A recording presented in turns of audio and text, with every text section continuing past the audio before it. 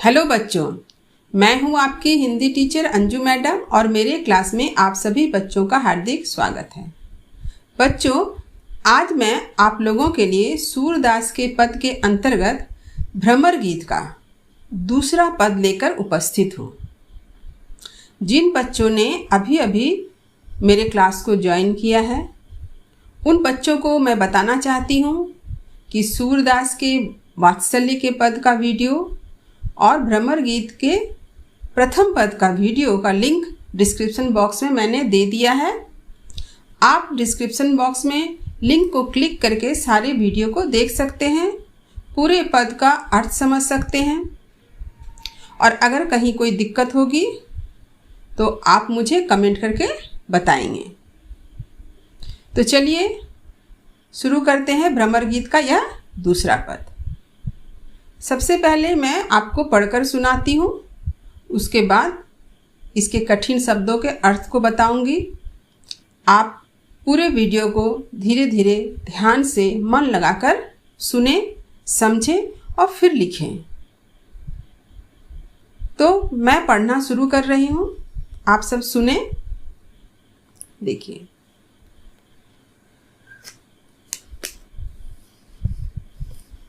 मधुबन तुम कत रहत हरे, विरह वियोग श्याम सुंदर के, ठाड़े क्यों न जरे। मोहन बेनु बजावत तुम तर, शाखा टेकी खरे।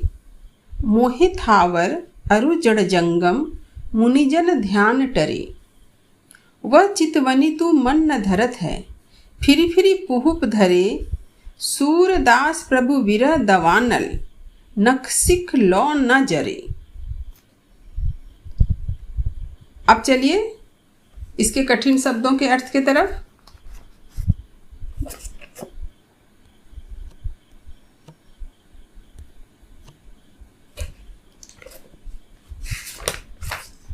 देखिए,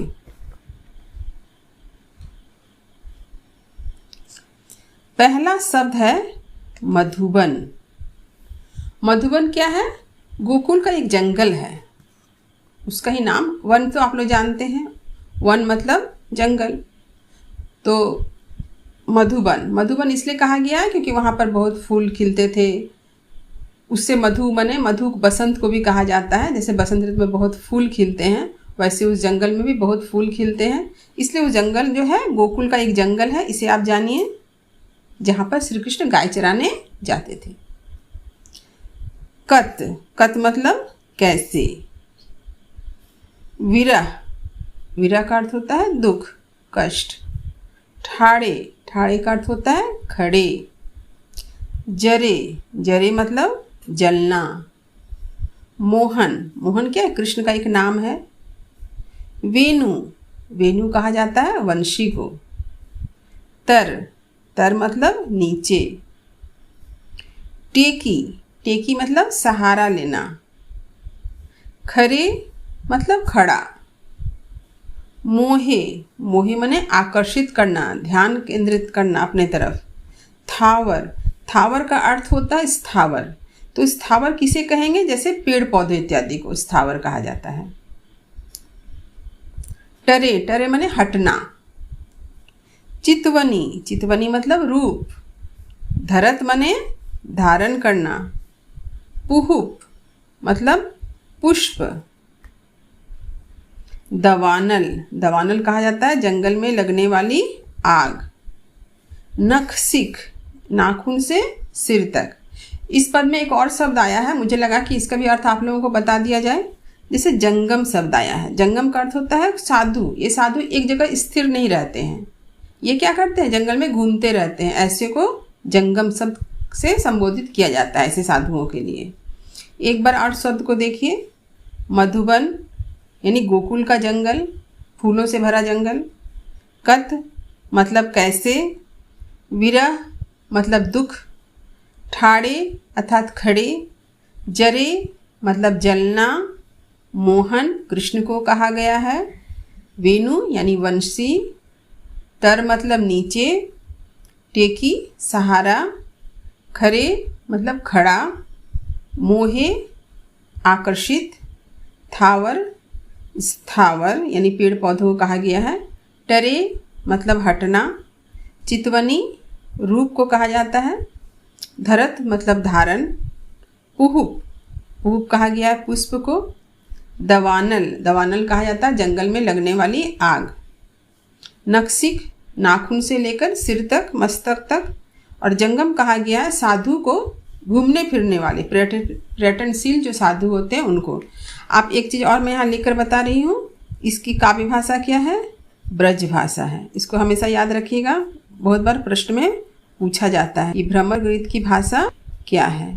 तो आप लिखेंगे ब्रज भाषा। ठीक है, तो इसको आप आराम से धीरे धीरे सही रूप से, कहीं भी स्पेलिंग गलत ना करें, सही रूप से उतारें। अब चलिए अर्थ की तरफ।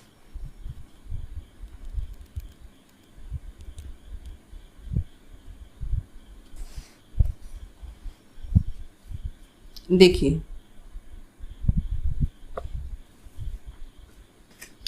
यहाँ पर सूरदास जी कह रहे हैं कि गोकुल में उद्धव आए हैं। उद्धव मतलब कृष्ण के मित्र, और गोपियों को निर्गुण ब्रह्म का उपदेश दे रहे हैं। गोपियाँ इसी प्रसंग में अपने मन की बातों को कहती हैं और मधुबन को संबोधित करती हैं। अब उनका इशारा मधुबन की तरफ है और मधुबन को संबोधित करके गोपियाँ कहती हैं, मधुबन तुम कत रहत हरि। कि इस पंक्ति में कहती है गोपियाँ कि मधुबन तुम कत मतलब कैसे, रहत मने रहते, हरे हो, तुम कैसे हरे भरे हो। यहाँ पर हरे का अर्थ हो गया क्या? हरा भरा। जंगल कैसा होता है? हरा भरा होता है ना।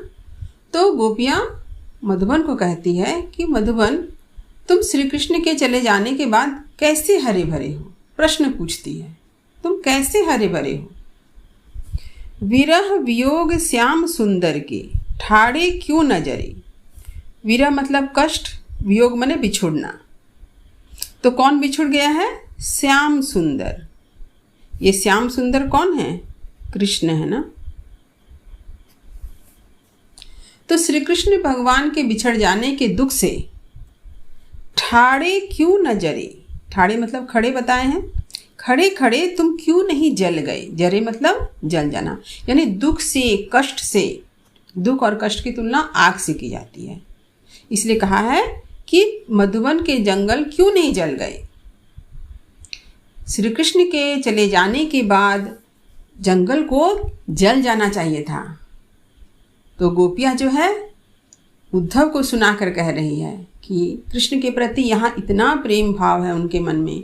वो जंगल से कहती है कि तुम क्यों नहीं जल गए थे। कारण क्या बता रही है? मोहन बेनु बजावत तुम तर शाखा टेकी खरी।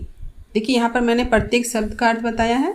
मोहन मतलब कृष्ण, बेनु मतलब बंसी, बजावत मतलब बजाते थे, तुम तर यानी तुम्हारे नीचे, शाखा माने डाली, टेकी खरे यानी तुम्हारे जो पेड़ थे उसका जो डाल है उसका सहारा लेकर के श्री कृष्ण भगवान बांसुरी बजाया करते थे। मोहे थावर अरु जड़ जंगम मुनिजन ध्यान टरे। तो बंसी बजाने से क्या होता था? जंगल में रहने वाले जितने भी स्थावर यानी जितने भी पेड़ पौधे हैं, अरु मतलब और, अरु का मतलब क्या हो गया? और। जड़ जंगम, जड़ माने जड़ वस्तु, पत्थर पहाड़, इसको कहते हैं जड़, जिसमें प्राण नहीं होते हैं। और जंगम तो मैंने बता दिया, जो जंगलों में रहने वाले साधु घूमते फिरते रहते थे एक जगह से दूसरे जगह, जो स्थिर नहीं रहते हैं उनको कहा जाता है जंगम। तो ये सारे पेड़ पौधे पत्थर जो कुछ भी है जंगल में, सबका ध्यान क्या करता था? कृष्ण की बंसी मोह लेती थी ना। कृष्ण की बंसी को सुनकर के सबका मन मोहित हो जाता था। मुनिजन ध्यान टरे, इतना ही नहीं, जंगल में रहने वाले जो मुनि होते थे, जो सन्यासी प्रकृति के थे, जो तपस्या करते थे, उनका भी ध्यान क्या हो जाता था, हट जाता था। टरे मतलब हट जाना। बंसी की ध्वनि को सुनकर वे भी अपना ध्यान छोड़ देते थे, ध्यान भंग हो जाता था। वह चितवनी तू मन न धरत है, फिरी फिरी पुहुप धरे। तो गोपियाँ कहती है कि श्री कृष्ण भगवान का इतना सुंदर स्वरूप कि कृष्ण भगवान पेड़ के नीचे डाल के सहारे खड़ा होकर के बंसी बजा रहे हैं, और सारे जंगल में रहने वाले जीव जंतु, पेड़ पौधे, पत्थर, सब कुछ का ध्यान जो है बंसी की धुन से मोहित हो उठा है। तो जंगल को कहती है वह स्वरूप तुम धारण करो। चितवनी का मतलब हुआ वह स्वरूप। तू मन न धरत है, तुम अपने मन में धारण नहीं करती हो। जंगल से कहती है गोपियाँ कि तुम वह स्वरूप, कृष्ण का वह सुंदर सलोना स्वरूप तुम अपने मन में धारण नहीं करते हो। तुम क्या धारण करते हो? फिरी फिरी पुहुप धरे। फिरी फिरी मैंने बार बार, पुहुप मतलब फूल, धरे मैंने धारण करना। तुम बार बार, हम लोग फिर कहते हैं, यहाँ पर फिरी फिरी है। तुम बार बार क्या करते हो? पुष्प धारण करते हो। तुम श्री कृष्ण के सुंदर सलोने स्वरूप को धारण नहीं करते हो, तुम बार बार पुष्प धारण करते हो। सूरदास प्रभु विरह दवानल नक्सिक।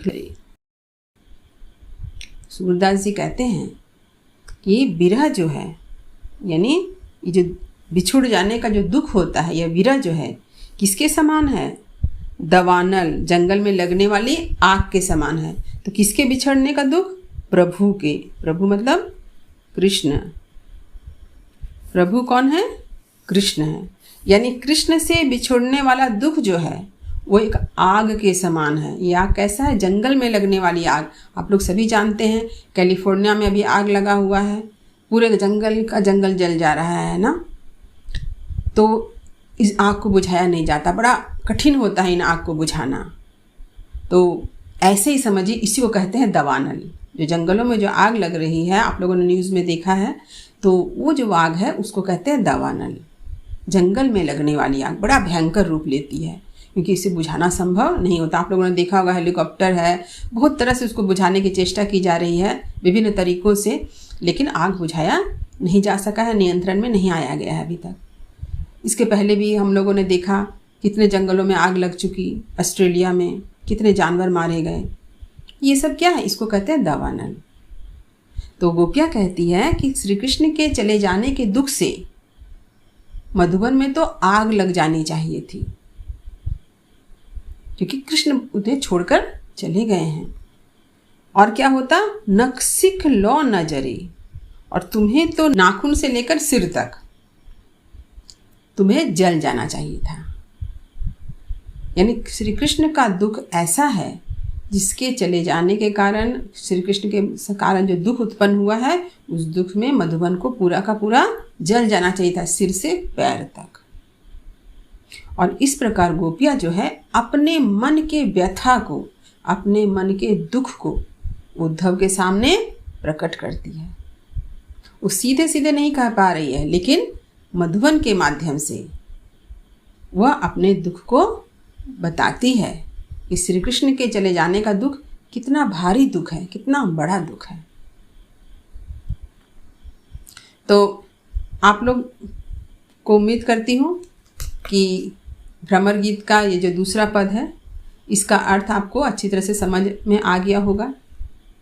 तो इस वीडियो को ज़्यादा से ज़्यादा लाइक करें, और अपने सभी मित्रों में पढ़ने वाले जो छात्र हैं उन सभी को ये वीडियो शेयर करें, ताकि मेरा यह वीडियो उन तक भी पहुँचे और उन्हें भी इसका लाभ मिले।